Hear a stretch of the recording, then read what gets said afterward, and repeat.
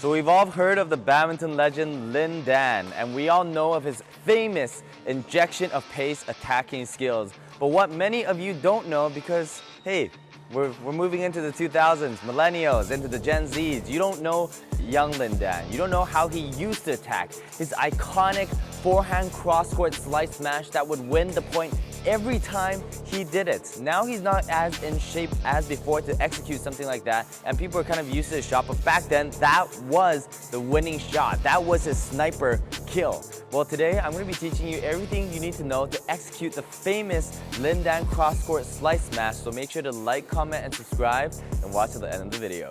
So the first thing we need to know when we're doing this smash is how do we move into position.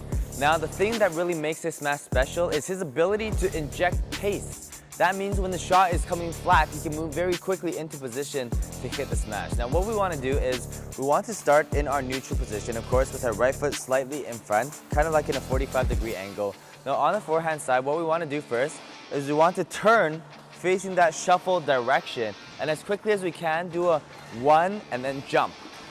Usually when you're doing forehand movements, you might see multiple shuffles, 1, 2, 3. But because this is very quick and we want to cut it off halfway, we're only going to be doing one shuffle into a direct jump. Now when you're doing the footwork for this, you really want to make sure you're going fast, and you need to predict ahead of time, because this is an injection of pace attack.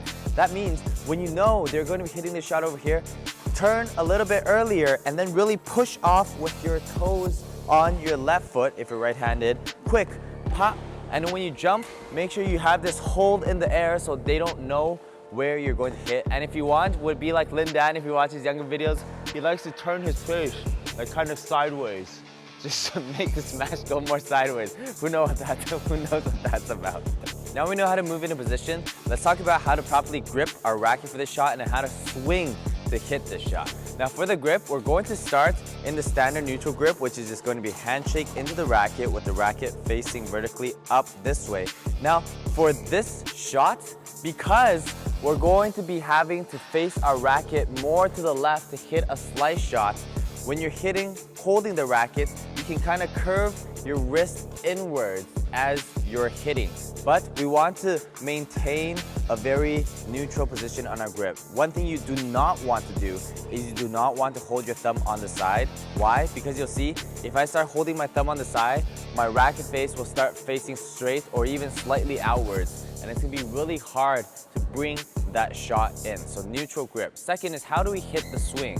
Well, now we know the footwork, move into position. We're going to be hitting it like any overhead shot. First, leading with our elbow out and then going forward. Now one special thing about this cross-court slice smash is usually if you're hitting cross-courts directly, you'll want to be facing that direction when you're hitting. But for the deception of this cross-court slice smash, we're going to be still facing straight when we're hitting, but on contact, our racket face is going to be, don't imagine even slicing, it's going to be wrapping around the bird so that it goes cross-court. But our swing direction will still be going in a straight movement to have deception. Because when people see a straight swing, they think your shot is going straight, but when in fact your shot is going cross-court.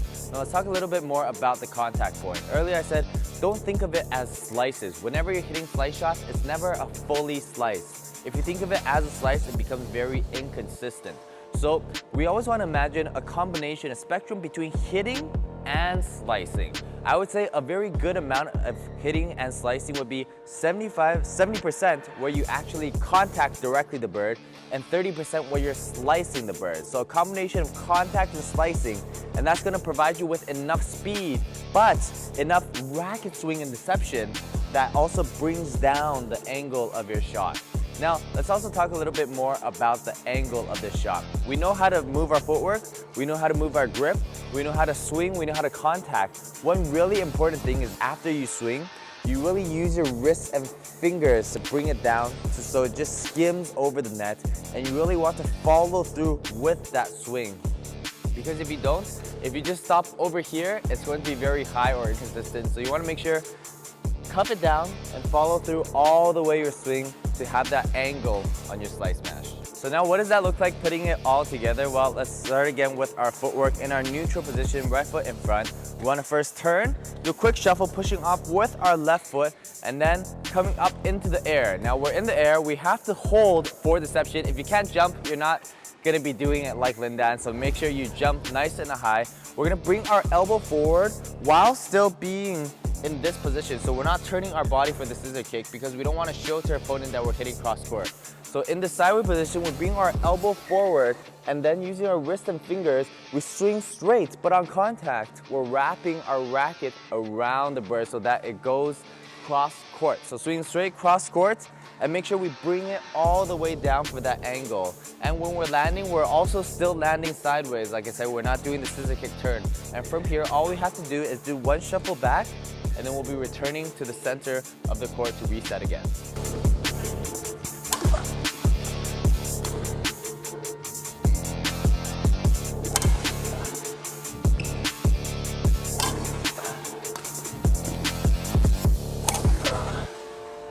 So when we're practicing this drill, accuracy is very important. So while we're going to be practicing the forehand cross slice smash, we're going to be placing a tube on where we want to hit. Now, where do you want to hit this tube? Well, look at here.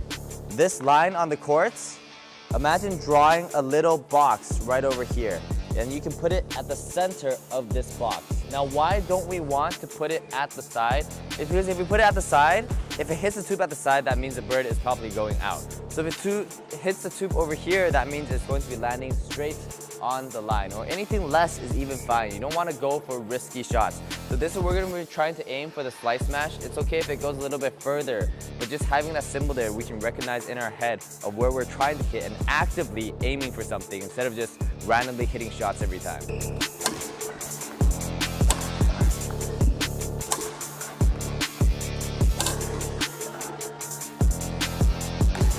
Do you want private coaches, custom training plans, and results in your badminton journey? Well, join our free online badminton academy, link down below. I hope you guys enjoyed this video and you guys learned how to smash like young Lin Dan's iconic slice smash. I hope you can use it, or you will use it in your next game to win every single point, because no one at your level is going to be able to achieve that, but you got to make sure you can move fast enough in that position. If you want to see more badminton tutorials like this or in our Smash Masterclass series, then make sure to like, comment, and subscribe, and don't forget to join our free online badminton academy, link down below. Until then, we'll see you next time.